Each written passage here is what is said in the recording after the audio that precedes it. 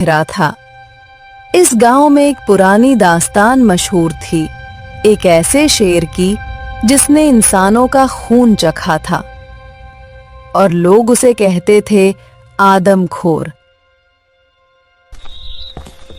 झुमके, अरे ओ झुमके, अरे किधर है झुमके? तो झुमके, अरे मैं कब से तुझे ढूंढ रहा हूं और तू यहाँ आराम से घास खा रही है। घर चल, आज अम्मा तुझे बहुत डांटेंगी। अरे क्या जरूरत थी तुझे इतने घने जंगल में भाग कर आने की? चरते चरते तू ध्यान ही नहीं रखती है, किधर को भी निकल जाती है। मंजीत की झुमकी ने मासूमियत से मुस्कुरा दिया। बस ऐसे ही करके तू अपनी सारी भूल माफ करवा लेती है। तभी अचानक से जंगल में एक जोरदार दहाड़ गूंजती है।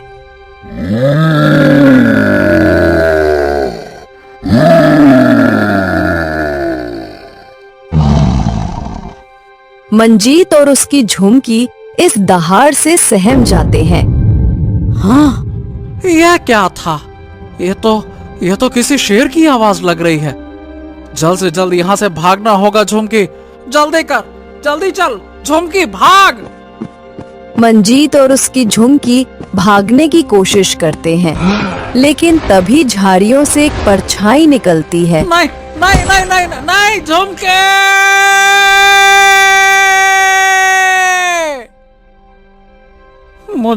मुझे तो कुछ समझ ही नहीं आया। अंधेरा इतना ज्यादा था कि कुछ दिखाई नहीं दिया। मेरी झुमकी।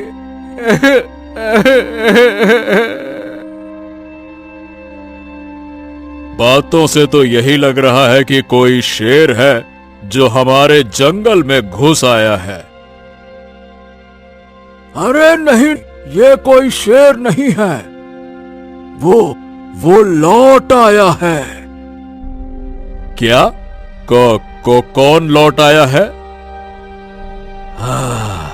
आदमखोर शेर। 20 साल पहले भी ऐसा ही एक शेर गांव के पास आया था। उस समय उसे मारने की बजाय किसी दूसरे जंगल के अंदर छोड़ दिया गया था। और शायद ये वही शेर है, या हो सकता है कि ये उसका बच्चा हो। हरि राम के मुंह से आदमखोर शेर का नाम सुनकर एक सन्नाटा सा छा जाता है। अरे अगर आदमखोर शेर सच में है तो क्या अब हम मातम मनाएंगे या कुछ करेंगे भी? तो क्या करे बता, है? उस शेर से जाकर लड़े? अरे भाई, ये सब हमारे बस का नहीं है। जब उसकी परछाई ही इतनी भयानक थी तो वो खुद कितना भयानक होगा। अरे बाप रे, सोच कर ही मेरी तो आत्मा कांप रही है। नहीं नहीं नहीं नहीं नहीं नहीं। अरे तो क्या हाथ पे हाथ रखकर बैठेंगे क्या? बस आपस में लड़ने का कोई मतलब नहीं है।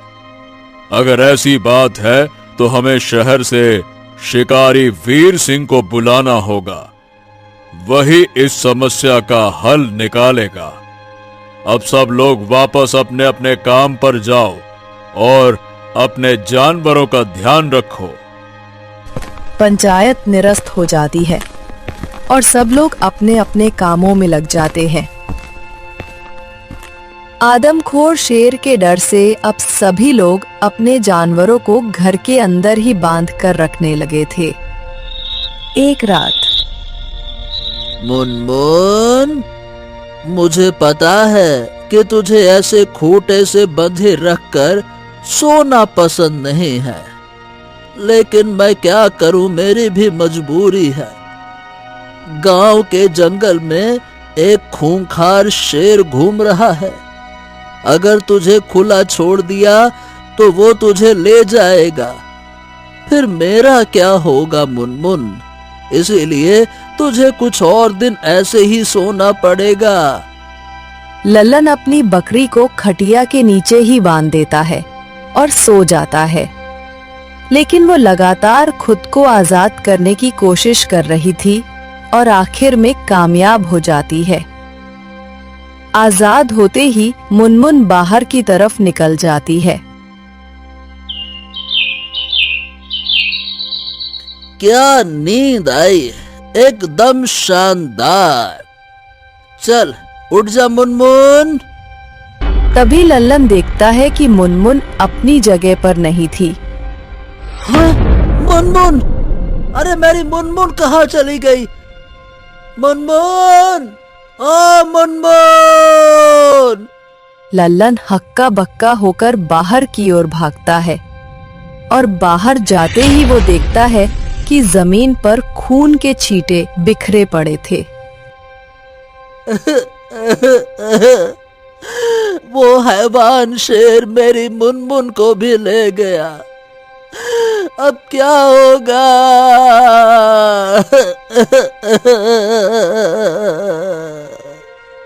लल्लन की रोने की आवाज सुनकर गांव के कुछ लोग आ जाते हैं। हाय राम, ये तो अब रोज की ही कहानी होती जा रही है। इस आदमखोर शेर का आतंक तो रुकने का नाम ही नहीं ले रहा है। न जाने अब आगे क्या होगा। इस ससुरे आदमखोर शेर के चक्कर में ना जंगल जाना भी मुश्किल हो गया है। धंधा एकदम ढीला पड़ गया है।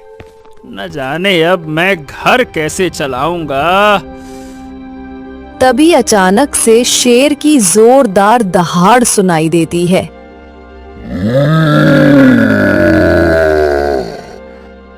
अरे नहीं, लगता है कि वो आदमखोर शेर यहीं कहीं आसपास ही है। मुझे यहाँ से भागना होगा वरना आज तो जान से गया। भागो। शंभू भागने की कोशिश करता है मगर अचानक झाड़ियों से शेर निकलकर उसके सामने आ जाता है।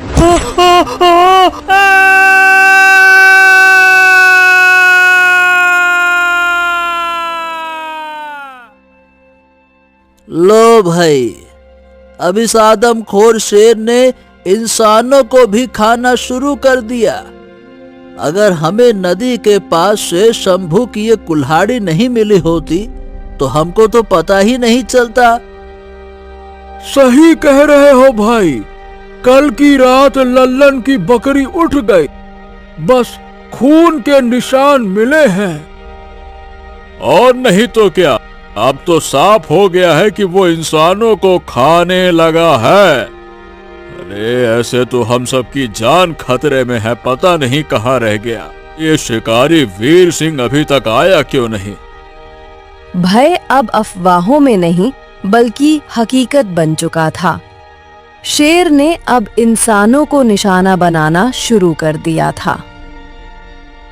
अब वीर सिंह को बुलावा तो समय से भेज दिया गया था, न जाने वो कहाँ रह गया, अभी तक आया क्यों नहीं। मैं उसका पता लगवा रहा हूँ। उम्मीद है कि अगले 3 से 4 दिन में वो हमारे गांव आ जाएगा। अरे जब तक वो नहीं आता तब तक तो हम सब के सर पे मौत मंडरा रही है। कोई भी सुरक्षित नहीं है इस आदमखोर शेर से। जब तक शिकारी वीर सिंह नहीं आ जाता तब तक सब लोग सतर्क रहें। हमारे पास और कोई रास्ता नहीं है। यहाँ कोई भी इतना वीर नहीं है कि शेर से लड़कर उसे मार सके। सरपंच के कहे अनुसार लोग खेत और जंगल की तरफ जाना बंद कर देते हैं और जानवर भी अब घरों में कैद रहने लगे थे। गांव भर में एक वीराना सा सन्नाटा छा गया था। बस बहुत हो गया। अरे बहुत झेल लिया इस शेर के खौफ को। मैं तो कहता हूं कि उसको गोली मार देना चाहिए। और नहीं तो क्या, न जाने ये शिकारी महाराज कब आएंगे। कहीं उनकी राह देखते देखते अगर ये शेर आ गया तो फिर क्या? फिर जो करेगा शेर ही करेगा, हम क्या करेंगे? लेकिन मुझे तो कुछ और ही लगता है। मतलब वो शेर ऐसा क्यों कर रहा है? इसके पीछे कोई ना कोई तो कारण जरूर होगा। अगर हम उसके दर्द का इलाज कर दें तो। रामू की बात सुनकर एक गांव वाला गुस्से में चिढ़ते हुए बोला, वाह भाई वाह वाह, तालियां तालियां तालियां, रामू के लिए तालियां बजाओ। बड़े आए, इलाज कर दें। कैसा इलाज और कैसा दर्द है उसको? सुबह सुबह धतूरा खा के बैठे हो क्या? हैं? देखिए, मेरा ऐसा मानना है कि अगर वो शेर आदमखोर बना है तो जरूर इसके पीछे कोई ना कोई कारण या कोई ना कोई वजह होगी, और ऐसे में हमें पता लगाना चाहिए कि वो ऐसा क्यों कर रहा है। तभी तो हम कोई हल निकाल पाएंगे। अरे वाह वाह वाह वाह, क्या बात कही है, बहुत अच्छे। चलो सब लोग शेर के पास चलते हैं और उससे पूछते हैं, शेर जी क्या आपको कोई तकलीफ है? हम आपकी तकलीफ दूर करने आए हैं और शेर हमारा स्वागत करेगा, चाय नाश्ता करवाएगा और चाय पे चर्चा करते हुए अपना दुख बांटेगा, है ना? सभी लोग रामू पर जोर जोर से हंसने लगते हैं। रामू अपमानित महसूस होता है और वो कहता है, ओहो, तुम लोग चाहे जो कुछ भी बोलो, लेकिन मुझे यकीन है कि मैं इस समस्या का हल निकाल लूंगा। तुम सब यहाँ बैठकर बस बातें ही बनाते रहोगे। शेर से करनी है इनको चाय पे चर्चा। हाँ? रामू गुस्से में वहां से निकल जाता है। शाम को जब रामू अपने घर पहुंचता है तो उससे पहले उसकी शिकायत घर पहुंच चुकी थी। क्यों रे नालायक, ये क्या बकवास सुन रही हूं मैं? तू अब शेर का इलाज करने जाएगा? तेरा दिमाग ठिकाने पर है या नहीं?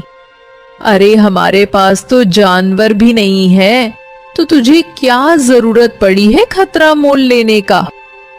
माँ, जब तक बात अपने पर नहीं आती तब तक कोई कुछ करता क्यों नहीं है? हमारे पास जानवर नहीं है, लेकिन वो शेर हमें भी तो नुकसान पहुंचा सकता है ना, ये भी तो सोचो। मुझे ये सब नहीं सुनना है। तू अकेला बहादुर नहीं है, शिकारी को बुलाया गया है ना, ये उसी का काम है। तू कहीं नहीं जाएगा बस। अच्छा अच्छा, ठीक है, नहीं जाऊंगा माँ। अब खाना दोगी कि नहीं दोगी? भूख लगी है। रामू की माँ बड़बड़ाते हुए रसोई में चली गई। अगले दिन रामू बिना किसी को बताए एक पोटली लिया और जंगल में चला गया। मेरे पिताजी बहुत बहादुर थे और मैं उन्हीं का खून हूं। मुझे खुद पर पूरा यकीन है, मैं ऐसे हार मानने वालों में से नहीं हूं। लोग मुझे पागल कहते हैं तो कहें, ये शेर जरूर किसी न किसी कारण से ही हमला कर रहा है, और आज मैं उस कारण का पता लगा कर ही रहूंगा। रामू जंगल में बढ़ता जा रहा था और उसे डर भी लग रहा था। अचानक से उसे शेर की दहाड़ सुनाई देती है और वो सहम जाता है। उसके सामने ही शेर की गुफा थी। लगता है कि वो शेर अंदर ही है। रामू अपने पोटली से मांस का एक टुकड़ा निकालता है और गुफा के बाहर छोड़कर जल्दी से झाड़ियों के पीछे जाकर छुप जाता है। बस अब यही इंतजार करता हूं, देखता हूं कि आखिर इस शेर का माजरा है क्या। रामू छुपकर इंतजार करने लगा और थोड़ी ही देर में शेर गुफा से बाहर आया और जोर से दहाड़ा। वो दिखने में बहुत विशाल था और काफी गुस्से में भी लग रहा था। उसने यहाँ वहां देखा, मांस के टुकड़े को सूंघा और फिर मुंह में दबाकर अंदर ले गया। मेरा अंदाजा बिल्कुल ठीक था। इस शेर को जीतने के लिए कोई हथियार नहीं, बल्कि प्यार की जरूरत है। रामू शेर को कुछ हद तक समझने में कामयाब हो गया था, लेकिन उसकी मुश्किल अगले दिन बढ़ गई जब शिकारी वीर सिंह गांव में आ गया। गांव वालों, अब किसी को घबराने की जरूरत नहीं है, क्योंकि अब आ चुका है शिकारी वीर सिंह। उस शेर को एक ही झटके में मार गिराऊंगा। ये तो ठीक है, लेकिन आपने आने में बहुत देर लगा दी। लेकिन देर आए दुरुस्त आए तो हमें तसल्ली तो मिली। अब पूरी उम्मीद है कि सब कुछ ठीक हो जाएगा। बाकी सारा का सारा मामला हम आप पर छोड़ रहे हैं।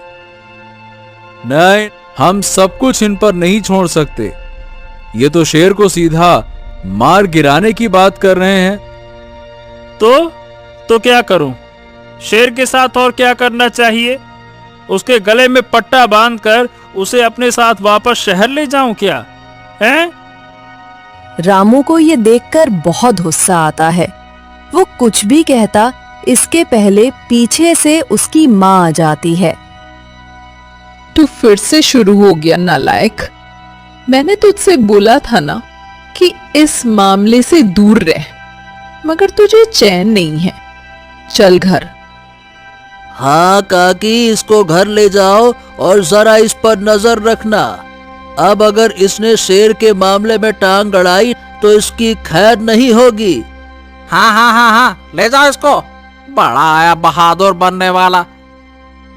रामू को तो उसकी माँ घर ले गई। अगले दिन सबने आदमखोर शेर का सामना करने की पूरी तैयारी कर ली थी। शिकारी वीर सिंह अपने साथ हथियार लेकर सरपंच और कुछ गांव वालों के साथ शेर की गुफा पर पहुंच गया। अब मैं गोली चलाऊंगा, शेर जरूर बाहर आएगा।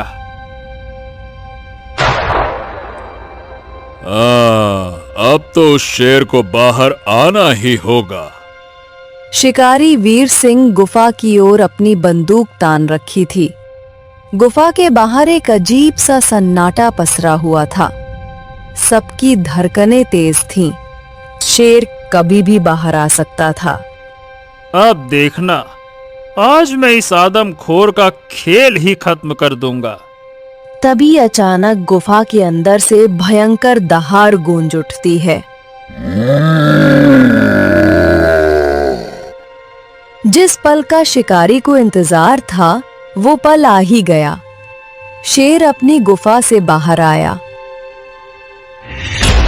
अरे बाप रे बाप, भागो रे भागो, ये बहुत भयानक लग रहा है, भागो।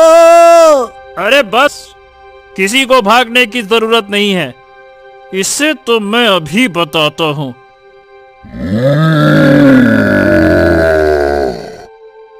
अब तेरी दहाड़ हमेशा के लिए खामोश कर दूंगा। आज के बाद तो किसी को परेशान नहीं कर पाएगा। वीर सिंह गोली चलाने ही जा रहा था कि तभी पीछे से दौड़ता हुआ रामू आया। नहीं, रुक जाओ, गोली मत चलाना। हाँ, रुक जाओ। अरे तो फिर से आ गया? हट जा रे लड़के, तेरी जान तुझे प्यारी नहीं है क्या? ये खेल तेरे बस का नहीं है। चल हट। रुक जाओ, इस शेर को गोली मत मारो। ये एक बहुत बड़ी गलती होगी। ये शेर किसी को नुकसान नहीं पहुंचाएगा। बस मुझे एक मौका दो अपनी बात को साबित करने का। सभी रामू की बात सुनकर शांत हो गए। वीर सिंह ने भी बंदूक नीचे कर ली। रामू ने अपने थैले से मांस का टुकड़ा निकाला और उसे शेर की तरफ फेंका। शेर गुर्राते हुए कुछ कदम आगे बढ़ा, मगर हमला नहीं किया। ये हमला नहीं करेगा, मुझे पूरा यकीन है। रामू ने जैसा कहा ठीक वैसा ही हुआ। शेर ने मांस का टुकड़ा उठाया और उसे मुंह में दबाकर अपनी गुफा में चला गया। देखिए, ये शेर यूं ही आदमखोर नहीं बन गया। इसके पीछे कोई वजह है और इसीलिए मैंने उस पर हमला करने से मना किया। रामू भाई, तेरा दिल तो वाकई में बहुत बड़ा है, पर शेर के प्रति दया दिखाना हमारे लिए ठीक नहीं, क्योंकि ये एक आदमखोर जानवर है। काका, भले ही ये जानवर है, लेकिन हमारी भावनाएं जरूर समझ सकता है। हमें बस इसके दर्द को महसूस करना होगा, तभी सच सामने आएगा। बात तो सही है, लेकिन सवाल यह है कि हमें कैसे पता चलेगा कि आखिर ये शेर हमला क्यों कर रहा है। रामू कुछ और कहता, उसके पहले ही अचानक से गुफा के दरवाजे पर एक हल्की सी कराह सुनाई दी। ये कैसी आवाज थी? ऐसा लगता है जैसे अंदर कोई दर्द से कराह रहा है। हमें चलकर देखना पड़ेगा कि आखिरकार माजरा क्या है। रामू के कहने पर सभी गुफा की तरफ धीरे धीरे बढ़ने लगे और उन्होंने देखा कि गुफा के अंदर एक छोटा सा शावक था, जिसके पैर से खून निकल रहा था और शेर उसे मांस का टुकड़ा खिला। कहानी है एक ऐसे गांव की जो चारों तरफ घने जंगलों और ऊंची पहाड़ियों से घिरा था। इस गांव में पुरानी दास्तान मशहूर थी, एक ऐसे शेर की जिसने इंसानों का खून चखा था और लोग उसे कहते थे आदमखोर। झुमके, अरे ओ झुमके, किधर है तू? मैं कब से तुझे ढूंढ रहा हूँ और तू यहाँ आराम से घास खा रही है। घर चल, आज अम्मा तुझे बहुत डांटेगी। अरे क्या जरूरत थी तुझे इतने घने जंगल में भागकर आने की? चरते चरते ध्यान ही नहीं रखा, किधर को भी निकल जाती है। मंजीत की झुमकी मासूमियत से मुस्कुरा दी। ऐसे ही बातें करके झुमकी सारी भूल माफ करवा लेती थी। तभी अचानक जंगल में एक जोरदार दहाड़ गूंजती है। मंजीत और झुमकी सहम जाते हैं। ये क्या था? लगता है किसी शेर की आवाज है। जल्दी यहाँ से चल झुमकी, भाग। वे दोनों भागने लगते हैं, लेकिन झाड़ियों में से किसी परछाई की आहट सुनकर रुक जाते हैं। तभी किसी ने कहा, ना ये कोई साधारण शेर है, वो लौट आया है आदमखोर शेर। 20 साल पहले भी ऐसा ही एक शेर गांव के पास आया था। उसे तब किसी और जंगल में छोड़ दिया गया था। हो सकता है ये वही शेर हो या उसका बच्चा। आदमखोर का नाम सुनते ही गांव में सन्नाटा छा जाता है। पहाड़ों और जंगलों के कारण लोग दहशत में जीने लगे। पंचायत बुलाई गई, पर किसी ने सीधे शेर से सामना करने की हिम्मत नहीं दिखाई। हाथ पर हाथ रखकर क्या बैठेंगे? शहर से शिकारी बुलाओ, कोई कहता। जब तक शिकारी आएगा हम सबकी जान खतरे में होगी, किसी की आवाज में डर था। तब से लोग अपने जानवर घरों में बंद करने लगे। रात में भी लोग एक दूसरे को सतर्क करते, पर शेर की दहाड़े रुकी नहीं थीं। एक रात लल्लन की बकरी मुनमुन खूंटे से खुलकर भाग निकली। सुबह खून के छींटे और बकरी का गायब होना सबके सामने था। वो शेर आज इंसान तक आने लगा है। लोग डरते। लोगों ने शिकारी विक्रम को बुला दिया। उम्मीद थी कि वो सब ठीक कर देगा, पर कुछ लोग सोचते थे कि हर समस्या का इलाज गोली नहीं, समझदारी से भी हो सकता है। ऐसे ही एक आदमी था रामू, जो कहता था कि आदमखोर बनने के भी कारण होते हैं और हमें कारण पता करने चाहिए, न कि सिर्फ मारने की सोचनी चाहिए।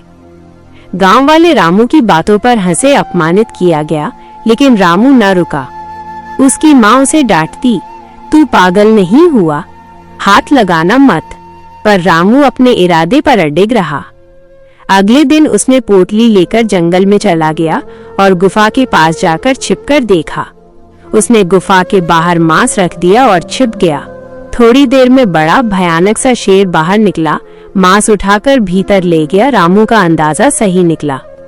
रामू ने महसूस किया कि ये शेर सिर्फ हिंसक नहीं, शायद उसे प्यार और कुछ दवा की जरूरत है। अगले दिन शिकारी विक्रम गांव आ पहुंचा। सबने राहत की सांस ली और शेर को मारने की तैयारी कर ली। पर रामू जोर से बोल उठा, गोली मत चलाना, मुझे एक मौका दो। रामू ने मांस का टुकड़ा फेंका। शेर ने उठाकर भीतर ले लिया, पर हमला नहीं किया। तभी सभी ने देखा गुफा के अंदर से एक चीख जैसी आवाज आ रही थी। वे अंदर गए तो सामने एक छोटा शावक पड़ा था। उसके पैर से खून आ रहा था। शावक घायल था। ये समझते ही घटनाक्रम साफ हो गया। शायद किसी शिकारी की गोली ने शावक को घायल किया था। माँ शेर अपने बच्चे को बचाने की कोशिश में गांव के जानवरों को शिकार कर रही थी। शेर ने गांव वालों को शिकारी जैसा ही समझ लिया होगा। रामू की बातों में सच्चाई थी। आदमखोर शेर बनने की वजह कोई दर्द या चोट थी, न कि घोर दुष्टता। सब शांत हो गए। शिकारी विक्रम भी स्तब्ध। अब पहला कदम था शावक का इलाज। पर कौन इतना हिम्मत करेगा कि शेर के सामने जाकर शावक की मरहम पट्टी करे? रामू ने कहा, मैं करूंगा, कोई भी पास न आए। उसने जंगल से कुछ औषधीय पत्तियां चुनी, उनका रस निकाला, कपड़ा भिगोया और धीरे धीरे गुफा की ओर बढ़ा। शेर चिल्लाया पर रामू ने प्यार से कहा, मैं तुम्हारा दोस्त हूँ। मैं तुम्हारे बच्चे को चोट से छुटकारा दिलाऊंगा। मुझ पर भरोसा करो। इस बार शेर कुछ अलग तरह से निहारा, जैसे उसने रामू की मंशा महसूस कर ली हो। रामू ने दूर से ही शावक के घाव पर दवा रखी।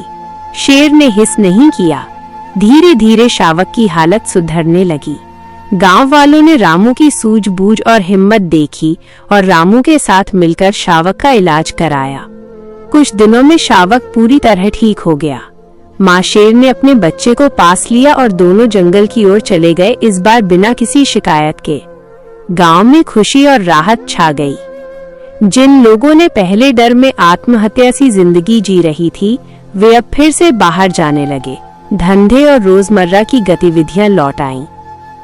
कहानी का पाठ ये रहा कि डर का मुकाबला सिर्फ हिंसा से नहीं, समझदारी और सहानुभूति से भी किया जा सकता है। रामू की हिम्मत और उसकी सोच ने गांव को उस बड़ी विपदा से बचाया। और विक्रम, पहले नाम वीर सिंह, ने भी यह समझा कि हर घटना का सिर्फ एक ही मतलब नहीं होता। आदमखोर बनने के पीछे कोई कारण हो सकता है और कारण जानकर समस्या का हल निकालना ही बुद्धिमत्ता है। उत्तर प्रदेश के एक छोटे से गांव बेलापुर में इस साल गर्मी ने जैसे कहर बरपा दिया था। सूरज सिर पर आग उगलता था। धरती तपकर तवे जैसी हो चुकी थी और खेतों की मिट्टी से भाप उठती थी। तालाब सूख चुके थे, कुएं का पानी आधा रह गया था और पेड़ों के पत्ते भी झुलसने लगे थे। गांव के लोग सुबह सुबह काम पर निकलते और दोपहर से पहले ही घर लौट आते। मवेशी भी छांव की तलाश में बेहाल घूमते रहते। गांव में एक बुजुर्ग किसान रहता था, भोला प्रसाद। उम्र करीब 60 साल, रंग काला सांवला, लेकिन दिल सोने जैसा। उसके पास मुश्किल से 2 बीघा जमीन थी, मगर वो हर साल उसमें गेहूं और मूंग की फसल मेहनत से उगाता था। भोला की पत्नी कमला देवी बीमार रहती थी और बेटा शंकर शहर में मजदूरी करता था। भोला अपने बूढ़े शरीर से भी खेतों में पानी देता, मिट्टी पलटता और उम्मीद रखता, इस बार भगवान कुछ दया करेगा। सूखे का संकट। लेकिन इस साल तो जैसे आसमान ने कसम खा ली थी, एक बूंद पानी नहीं बरसा। गांव का तालाब सूख गया, कुएं में मेंढक तक नहीं दिखे और मिट्टी इतनी फट गई कि उसमें पैर डालो तो धूल उड़ती।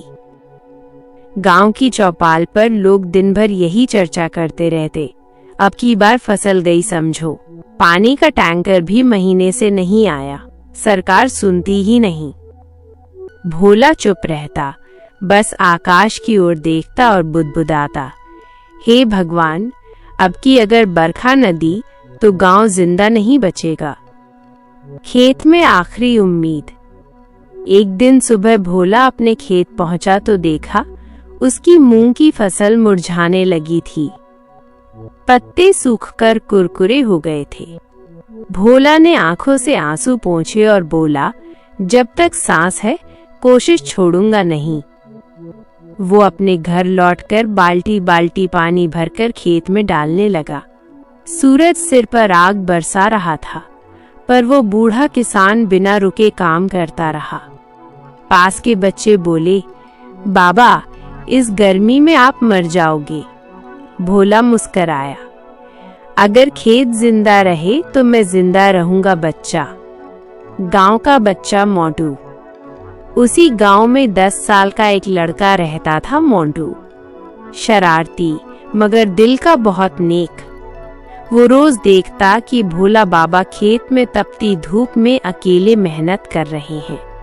एक दिन उसने अपनी माँ से कहा, माँ, बाबा को पानी देते हैं ना? माँ बोली, बेटा अपना हाल देख पहले, धूप में बाहर मत जा। लेकिन मोंटू नहीं माना। वो अपनी पुरानी प्लास्टिक की बोतल में पानी भरकर खेत की ओर भाग गया। वहां जाकर उसने भोला को बोला, बाबा ये लीजिए पानी, आप भी तो इंसान हैं। भोला ने मुस्कुराकर पानी पिया, आंसू निकल पड़े।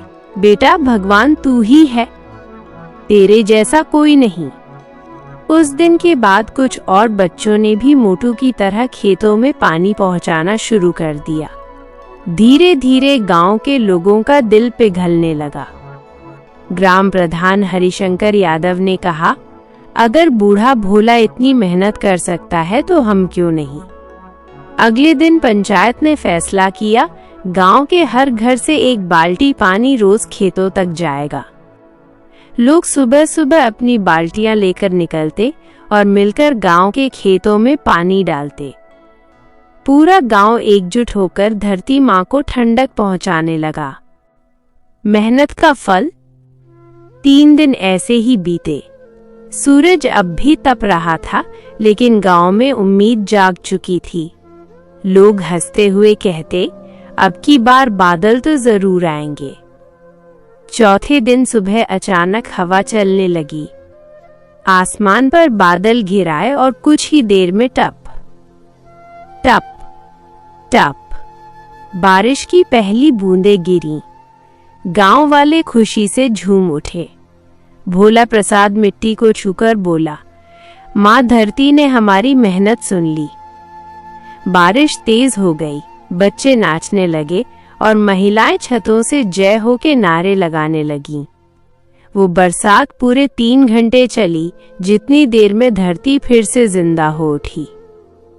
कुछ हफ्तों बाद खेतों में हरियाली लौट आई। मूंग की फसल फिर से उगाई और भूरे खेत सुनहरी चमक से भर गए। भोला की आंखों में चमक लौट आई। प्रधान ने पंचायत में घोषणा की, इस साल बेलापुर में सबसे मेहनती किसान का सम्मान भोला प्रसाद को मिलेगा। पूरा गांव तालियां बजाने लगा। पुरस्कार लेते हुए भोला ने कहा, गर्मी ने हमें सिखाया कि मुश्किल वक्त में छांव कोई और नहीं देता, हमें खुद बनानी पड़ती है। जिस गांव में बच्चे भी पानी ढोते हैं, वहां कभी सूखा नहीं पड़ता। उसके शब्द सुनकर सबकी आंखें भर आईं। और तभी आसमान में फिर हल्की बारिश शुरू हो गई, मानो भगवान खुद भी कह रहा हो, मेहनत करने वालों पर मेरी कृपा सदा बरसेगी। गर्मी, सूखा या कठिनाई, जब तक इंसान एकजुट होकर मेहनत करता है, कुदरत भी उसके साथ हो जाती है।